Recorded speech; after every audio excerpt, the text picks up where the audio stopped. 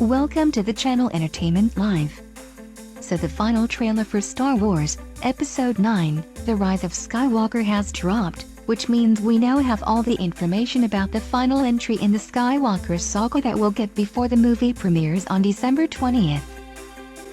If you are brand new to the channel, be sure to subscribe to get all new videos. Let's break it down the final trailer.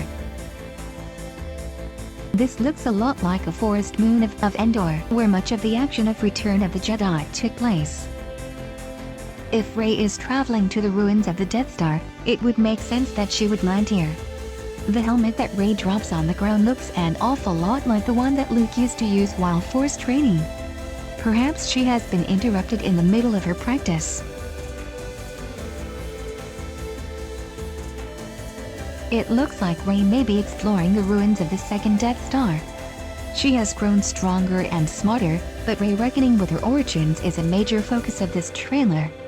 This episode ties together her past on Jakku with the events of the Death Star.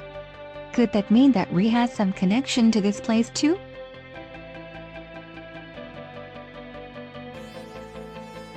Finn says, "The Force brought us together." He's either talking to the larger rebel group or a smaller group made up of himself, Rey and Poe. J.J. Abrams has said that this main trio, who hasn't actually spent any time together as a group on screen, will go on a mission in the final film. The cut from Rey to Finn watching is significant. Finn clearly had a big crush on Rey in The Force Awakens and spent much of that movie watching her in awe. It's unclear whether his kiss with Rose and Rey's palpable tension with Kylo Ren in Last Jedi means a romantic future for Rey and Finn is over. Regardless, the Force did bring them together, seemingly by coincidence, in the first movie, kicking off the action of the trilogy. Finn is reminding the characters to have faith in the power that forged their friendships.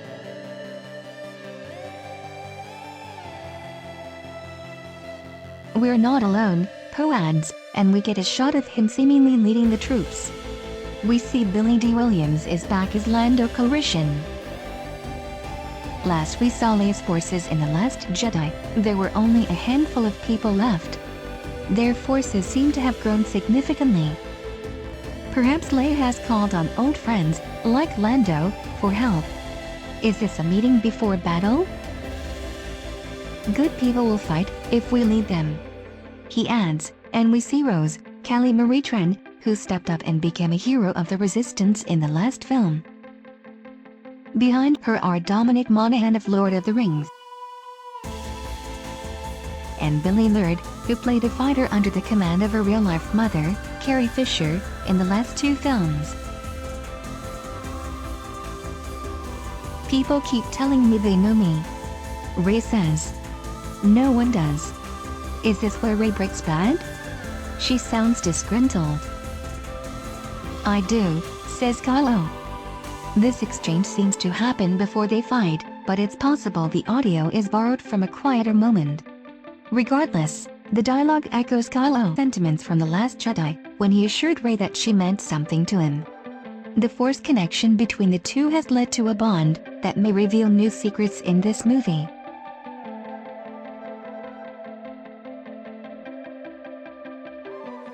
TIE fighters fly toward a mountain of ice. Abrams has teased that at least some of the action will take place on a frozen planet called Kijimi, where a character named Zori Bliss played by Kerry Russell hails from.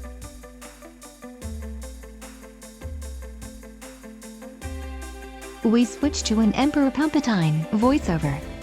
This looks to be his throne, though it's intact, which means this is probably a dream or a vision rather than reality. Long have I waited. In the next shot, that's basically impossible to make out, because of the lighting, it looks as if a Star Destroyer is rising up from the water. Can't we get one Star Wars movie without a Star Destroyer? Think of a new weapon, First Order. The Resistance really has grown. The Millennium Falcon is flanked by a lot of ships, including Ghost to the right, a nod to Star Wars, Rebels. When Palpatine says, "You're coming together," He's probably not referring to this heartwarming shot of our main characters all finally in the Millennium Falcon cockpit together. Instead, we would guess he's referring to Rey and Kylo, who we see fighting in the next shot.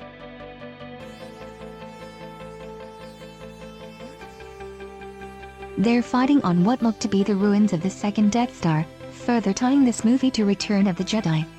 Could the direct parallel mean that Kylo will turn to the light side and save Rey, just as Kylo's idol Darth Vader turned to save Luke?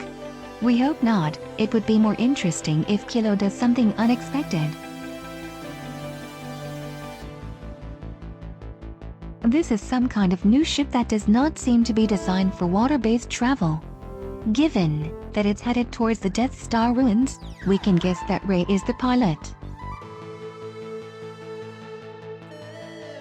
The little creature working on C-3PO is Babu Frick, and on Zelen, Droid Smith, who works with the Spice Runners of Kajimi. C-3PO says he's taking one last look at his friends. But don't worry, we doubt this means the end of C-3PO. We saw C-3PO with red eyes in the last trailer. Maybe he has some kind of kill mode that has not been activated all this time.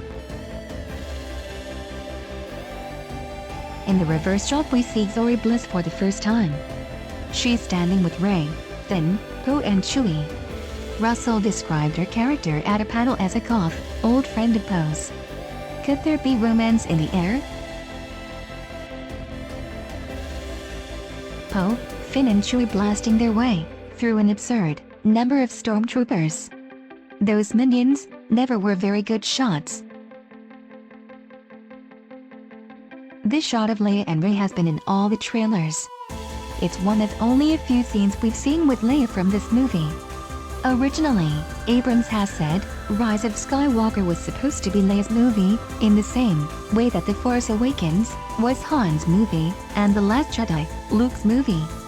But Abrams had to rewrite the script after Carrie Fisher's death. Finn and Poe and C-3PO fight in a desert. This looks to be the same desert planet where Kylo Lu's ship at Rey in the first trailer. Maybe she gets separated from the group, and that's when she and Kylo first encounter each other before facing off again at the Death Star. Lando back in his ship, and, according to Solo, reunited with his beloved droid whose brain was uploaded into the ship. Finn and Jenna, Naomi Aki. Making her Star Wars debut, ride Orbax, furry horse creatures native to the planet Pisana, across a Star Destroyer during a battle. We'll see a wider shot of that battle later in the trailer. Kylo and Rey stand in the ruins of the Death Star, with Palpatine's red throne in the back. Remember, when Kylo kept going on and on about letting the past die in the last movie? Well, now they are being haunted by their past, probably literally. Don't be surprised if a few Force ghosts show up. Also note that Rey's lightsaber is lit, and Kylo is not.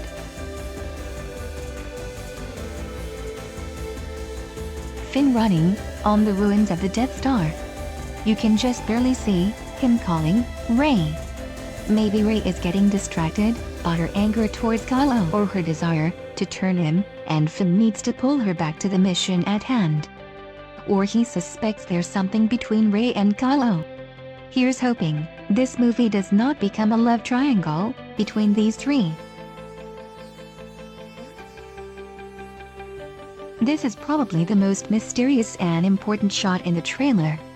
It looks like Rey and Kylo are working together to destroy some object. What looks to be a piece of Darth Vader's helmet flies off.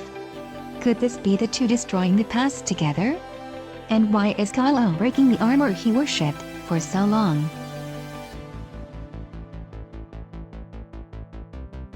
This looks like Palpatine on a throne.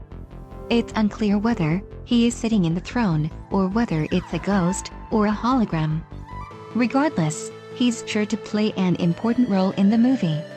Ever since it was revealed that Palpatine was in Rise of Skywalker, fans have been speculating that Rey is somehow related to him. Kylo told her in the last movie that her parents were nobodies, but he could have been telling a partial truth.